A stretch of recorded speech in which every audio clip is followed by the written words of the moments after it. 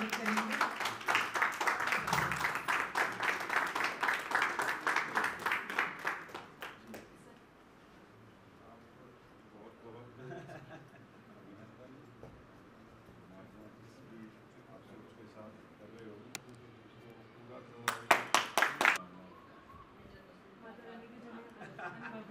मैं तो पहले भी करा के जितनी बार आओगे उतनी बारी होएगी।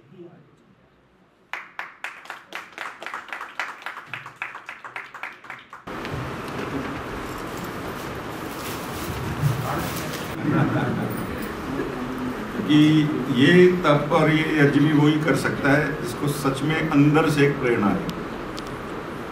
मेरा मानना है कि हम सब लोग भौतिकता के अंदर इतने चले गए हैं, हम प्रेरणा भी बाहर से ही लेते हैं। जिस जगह पे चले गए वहाँ से प्रेरणा ली और जैसे उस जगह से निकले प्रेरणा को भी वही झाड़ गए।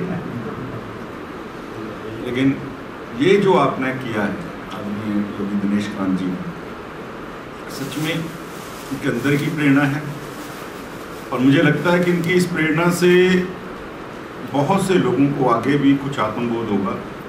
मैं नहीं कह सकता कि कोई 10 दिन का इस कठिन तप के अंदर हिस्सा डालेगा, लेकिन कोई ना कोई 1 दिन 2 दिन 3 दिन इस लकीर के ऊपर चलेगा जरूर। कि आपने एक बड़ी लकीर जो है खींची है। आदमी सबसे बात करता है लेकिन अपने आप से बात नहीं करता। आदमी इतना कायर हो गया आज के टाइम में, आदमी सबसे बात कर लेगा, सबसे लड़ भी लेगा। आदमी के अंदर इतनी ताकत नहीं है कि वो खुद से बात कर सके और खुद से लड़ सके। जितना मैं भी महसूस करता हूँ, देखिए हर एक आदमी का ध्यान करने का अपना अपना एक ढंग है और मकसद एक है अपने अंदर के उस परमात्मा तक पहुँचना, उस आत्मा को खोजना। हमें परमात्मा ने भेजा है उस आत्मा की यात्रा के लिए कि आप अपने शरीर को जितना मर्जी मैला कर लो, आपकी आत्मा मैली नहीं होनी चाहिए। क्योंकि एक आत्मा ऐसी चीज़ है भगवान आपको देता है और आपसे वही वापस ले लेता है। शरीर तो हम 2.5 किलो के होते हैं और 2.5 किलो की पोटली में बंध के चले जाते हैं। अब तो 2.5 भी नहीं रहा, इतना जंक फूड आ गया, हड्डियों में वजन ही नहीं रहा और 2.5 किलो की पोटली भी नहीं होती वापसी में। दवाइयाँ इतना हमारे शरीर को खोखला कर चुकी हैं। तो दवाइयाँ क्यों चल रही हैं? क्योंकि अंदर कुछ नहीं, जो कुछ कर रहे हैं बाहर की बनावट के लिए। तो आपने जो एक रास्ता दिखाया है, मुझे लगता है कि ये इतना बड़ा रास्ता है, कोई समझ सकता है इसको कैसे भी। और मैं आपको तो साधुवाद इसलिए दूंगा क्योंकि दिखने में हमें लगता है कि ये छोटा तप है।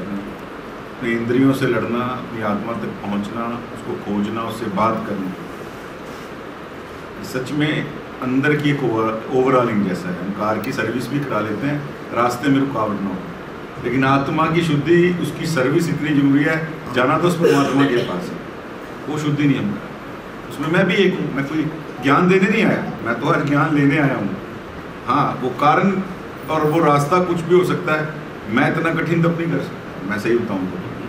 लेकिन आपने प्रेरणा दी है कि कुछ ना कुछ चलो अपनी उस आत्मा तक पहुँचने के लिए, मेरा मानना है किसी ना किसी रास्ते से। और अगर आदमी छोटा छोटा प्रयास भी करे अपनी आत्मा खुश करने के लिए, अगर हम सोचे मैंने एक काम करना है, एक काम रोज, आप देखना ये तब भी आप कर पाओगे।